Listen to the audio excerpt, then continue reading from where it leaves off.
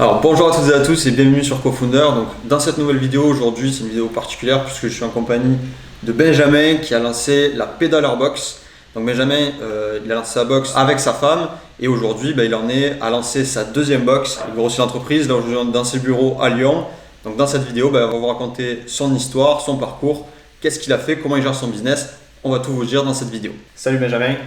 Salut. Ça va? Ouais, merci de me donner la parole. YouTube. Merci à toi de m'accueillir dans tes bureaux. La première question que je voudrais te poser déjà, c'est qu'est-ce que tu fais, qui es-tu? En résumé, donc, du coup, je m'appelle Benjamin, j'ai 31 ans, anciennement sportif de haut niveau dans le cyclisme et aujourd'hui donc du coup cofondateur avec mon épouse Mathilde de la société Athlete Vibes. Et du coup, on a actuellement 2 box par abonnement. Au début, la société s'appelait Pedaler parce que du coup, on n'avait que la marque Pedaler et que la box Pedaler.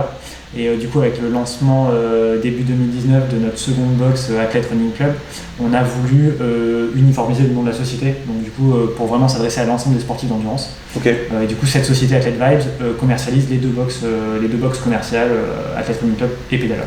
Qu'est-ce qui t'a poussé toi en tant qu'entrepreneur à te lancer dans l'entrepreneuriat? C'était quoi tes motivations premières? En fait, j'ai toujours plus ou moins entrepris des petites choses, mais avant de vraiment créer donc la première box Pedaler, moi j'étais sportif de haut niveau donc dans le cyclisme et en plus de ça, en parallèle, j'étais consultant en marketing digital, donc en auto-entrepreneur.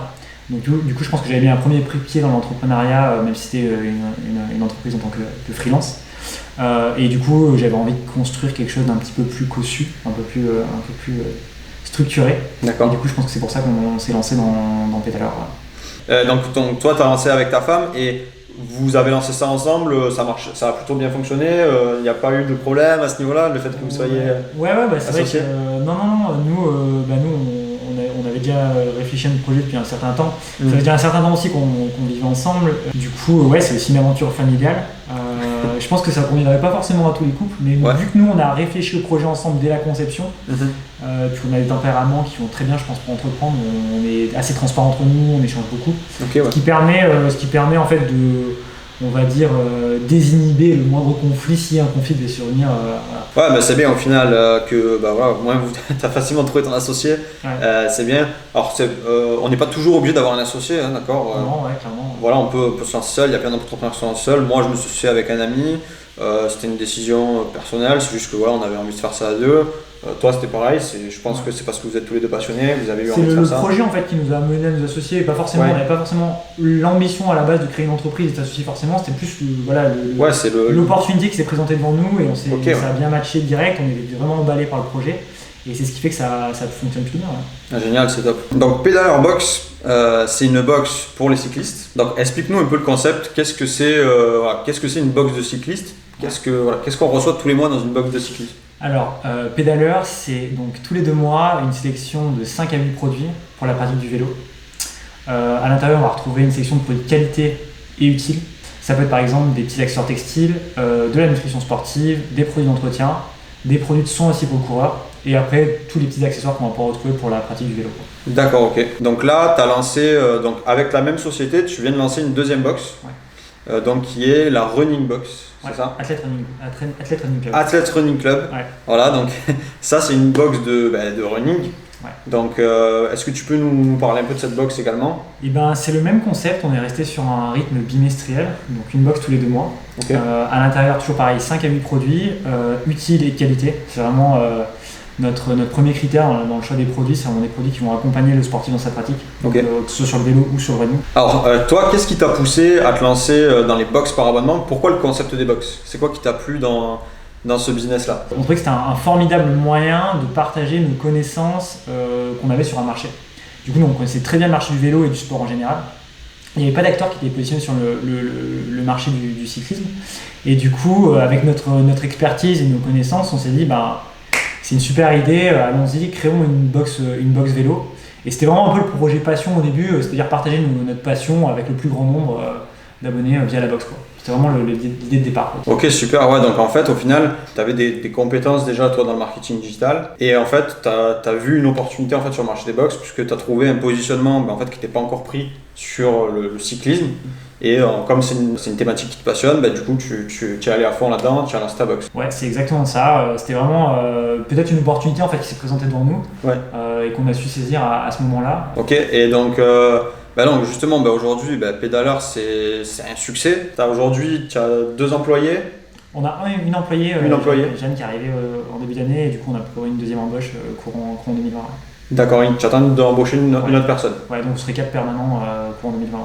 D'accord, ok. Et donc, on va parler un peu bah, des résultats de ta box. Aujourd'hui, sur Pédaleur Box, tu as combien d'abonnés?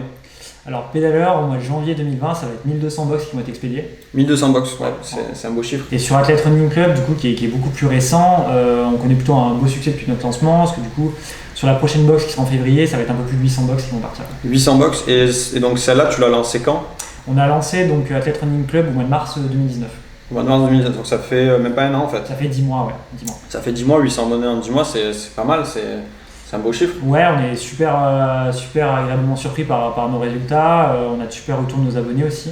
Ouais, ça fait toujours plaisir. Ensuite, je voulais te poser une question sur la logistique. Toi, aujourd'hui, voilà, tu envoies 1200 box d'un côté avec Pédaleur, tu en envoies 800 avec l'Athlete Running Club. Ça fait pas mal de box tous les mois. Comment tu fais pour envoyer tous ces box là? Je suppose que tu fais pas toi-même les cartons dans tes bureaux. Ben, on l'a fait au début. Hein. Ah, au début, tu le faisais toi? Au début, ouais. Ouais, c'est vrai que toi, tu as commencé, tu étais vraiment au final, tu as commencé de chez toi, tu as vraiment commencé de zéro quoi. En mode très très roots, entre guillemets quoi. Ouais. Et du coup, non, aujourd'hui, on bosse avec un prestataire logistique qui du coup s'occupe de réceptionner les marchandises directement de nos fournisseurs, de les stocker, de faire aussi l'inventaire, de voir si tout est bien arrivé, et après de réexpédier directement auprès de nos abonnés. D'accord, donc au final c'est entièrement délégué. Toi en fait les colis tu les vois presque, tu fais quasiment aucun stock. En fait le stock il vient, il repart direct. Ouais exactement, c'est un petit stock tampon qui arrive juste avant l'opération et qui repart directement. Après nous les quelques stocks qu'on va avoir à faire, ça va être des reliquats sur les restes d'opération. Quand on va gérer du e-shop ou du SAV, des renvois, mais ça reste très marginal quoi. Ok, ouais, super, nickel. Donc justement, alors aujourd'hui, tu travailles avec pas mal de marques. Comment est-ce que tu fais est-ce que déjà tu travailles avec des bonnes marques sur ton marché? Alors moi je connais pas du tout le marché du cyclisme, la niche du cyclisme. Ah, ça marche une niche, ouais. Voilà, que ce soit le cyclisme ou le running, parce que du coup voilà, tu as les deux box. Je connais pas du tout. Est-ce que toi tu arrives à travailler avec des bonnes marques dans ta thématique ou pas? Ouais, complètement. Bah, en tout cas, quand on a démarré avec Pédaleur, on a démarré vraiment tout petit. Nous, comme je l'ai dit, au début c'était vraiment l'idée, le projet passion, donc proposer vraiment des produits de qualité, donc forcément on s'adressait à des marques qu'on utilisait à titre personnel et qu'on trouvait vraiment de bonne qualité.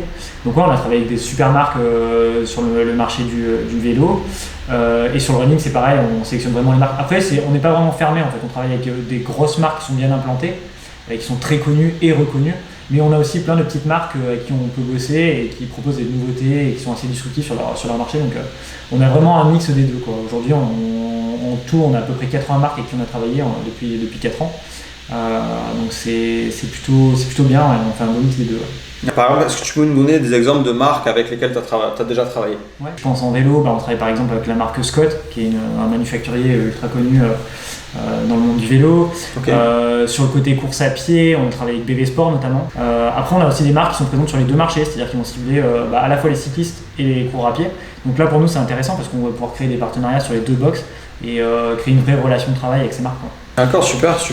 Et donc justement, ces marques-là avec lesquelles tu travailles, donc tu me dis que c'est des marques que tu avais déjà utilisées toi personnellement, donc en fait c'est des marques que tu utilisais au quotidien, et donc quand tu as créé ta box, tu t'es dit ok, ces marques-là, je vais justement les contacter pour pouvoir leur proposer de se mettre dans la box.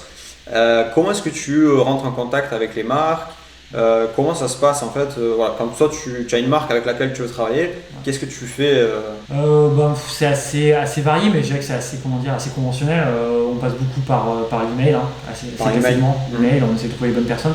On utilise de plus en plus LinkedIn. Ça a quand même beaucoup évolué LinkedIn et aujourd'hui il y a quasiment 100% des marques avec qui on travaille qui sont présentes et du coup on peut trouver la bonne personne, le marketing ou la communication et la contacter en direct. Après potentiellement parfois par les réseaux sociaux, même si ça reste plus marginal.